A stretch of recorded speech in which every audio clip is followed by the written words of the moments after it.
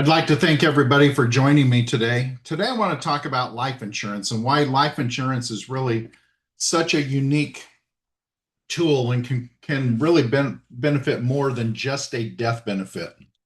But if you start looking at life insurance, there's so many other things it can do because of its cash value and the ability to add other riders to it.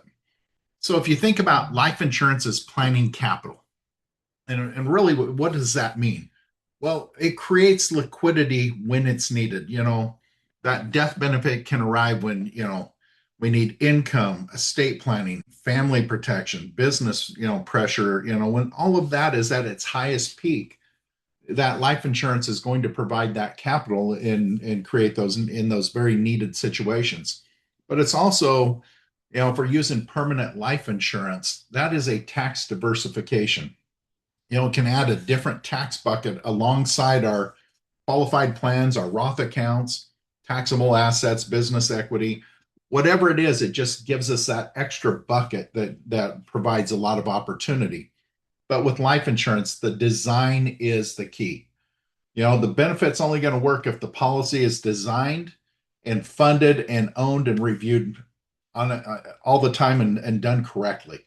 So it really becomes a tool that not only do we need to design it right, but we have to make sure it's maintained properly. If you think about what life insurance can do, number one, it's going to provide that death benefit protection, that immediate liquidity when it's needed. But remember, if we design it properly, cash value life insurance, that cash value can grow tax deferred and it can be accessed through withdrawals or loans tax free. And if you're taking loans, the policy has to stay in force. And that's the key. And that's why we always want to make sure we're reviewing these policies. But the other thing that life insurance can do for us is create that legacy fund, create that insurance into the estate to help with equalization, charitable intent, business continuity. That death benefit can be used for whatever our clients' needs are. So when you think about the people that depend on you and how you can protect them. Well, if your income is providing that income to take care of the family, if something happens to you, especially premature, then that income replacement becomes a big need. And so life insurance can provide that liquidity at the time of death and provide that income to take care of the family, take care of the business, whatever it is, so we're not making bad financial decisions. It can help pay off, mortgages, pay off business debts. That liquidity, portion can be eliminated if we have the life insurance, that death benefit paying out. And of course, in the estate planning, that benefit can, help equalize the estate. If we're working with clients that, they're moving the business to one child, but they want to equalize, they can do that with life insurance and do it in an effective way. If you look at this, think about creating two buckets. We have our typical retirement buckets, that could be taxable brokerage accounts, IRAs, 401ks, Roth accounts, real estate, business equity. We have all of that money and those assets set aside for retirement. But think about what we can do with life insurance as an additional diversified retirement bucket. With that life insurance bucket, we can have death benefit at the right time, or we grow that cash value, like we've said, tax deferred on the growth. Withdrawals and loans, if designed properly, can provide tax-free access to the money. And it allows us just to have an asset that's just going to be different than the other buckets that we're creating. So it creates that tax diversified retirement bucket. What I like to also look at is we can turn wealth into estate liquidity. And you think about, we do a lot of estate planning where we're helping a client protect their assets in the estate. Now we come in and say, okay, well, what about the estate, costs and taxes? Well, if we have the liquidity from the death benefit, now we can get that death benefit and take care of the needs in the estate. Liquidity, estate taxes, income taxes, it gives us ready capital at the time that we need it. Now, if we want it outside of the estate, we can go ahead and set up an irrevocable life insurance trust. The nice part about this, life insurance properly designed is income tax free. Now, if we want it estate tax free, it's just taking that extra step and creating that irrevocable life insurance trust. I always look at this with life insurance. Ownership matters. Who's the beneficiary? Who do we want to be the beneficiary? Who do we want to be the owner? Do we want it individually? Do we want it in the trust? All of those steps on ownership matter as far as making sure it's in the right place and the beneficiaries are in the right place as well. Our insured can be whoever, as long as we have that insurable interest, could be mom, dad, could be the kids, it could be in the business, it could be a business partner, key employee, whoever it is. We're looking at all of these pieces and matching it up to our planning goals. Now, if you look at where we can start using this, think about this as examples.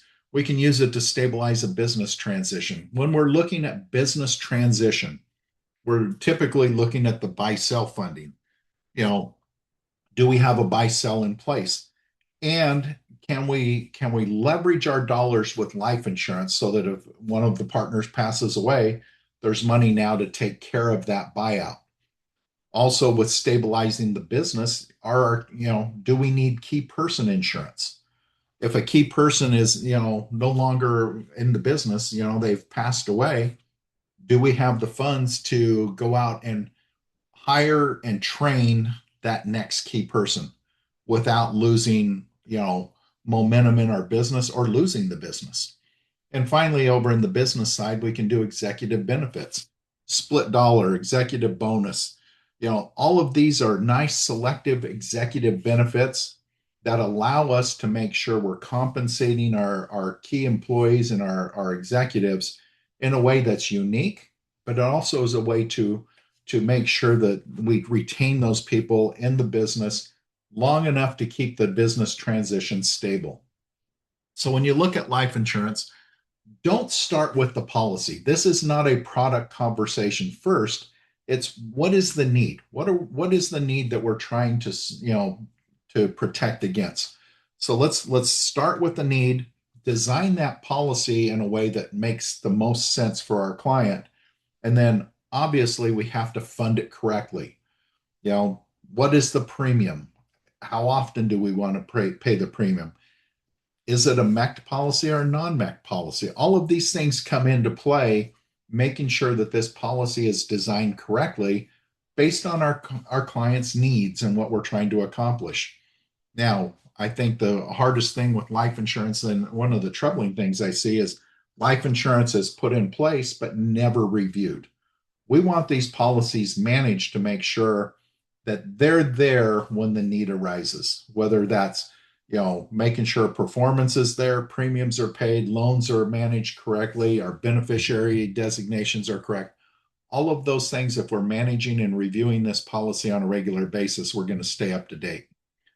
Now, if you think about guardrails, what are the warning labels I would put on life insurance? Well, the modified endowment contract rules. If you overfund the policy, it's no longer treated as life insurance during life. It's treated as an annuity for those types of tax rules. So you're going to get taxed on your gains.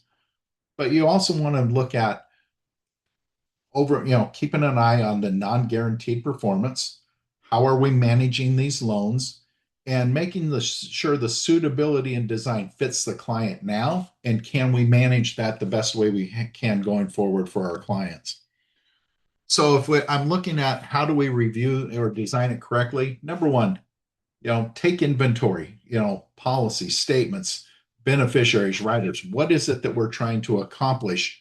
And make sure we understand that and make sure the policy met those needs at design, and that we're watching that as we go forward. Stress test it. When we look at it, it's, hey, let's if we get a better return, what's that look like? If we get a lower return, what's that going to do to this particular policy? And then we want to coordinate that with the other professionals and make sure it's coordinated in the planning process so that it's there it's needs based and it's designed the right way. And then we want to do the annual reviews. So I think about this a simple, just think about an elevator speech. Life insurance is not just about whether someone dies. In advanced planning, it's about whether the right dollars show up at the right time in the right tax posture for the people or business that need them. So life insurance becomes a great tool if it's properly designed and we make sure that we follow through and help our clients review this on a regular basis to make sure that policy stays in place and it's there when the need arises. So I appreciate everybody getting on. If you have questions, reach out. If not, we'll talk again next week. Thank you.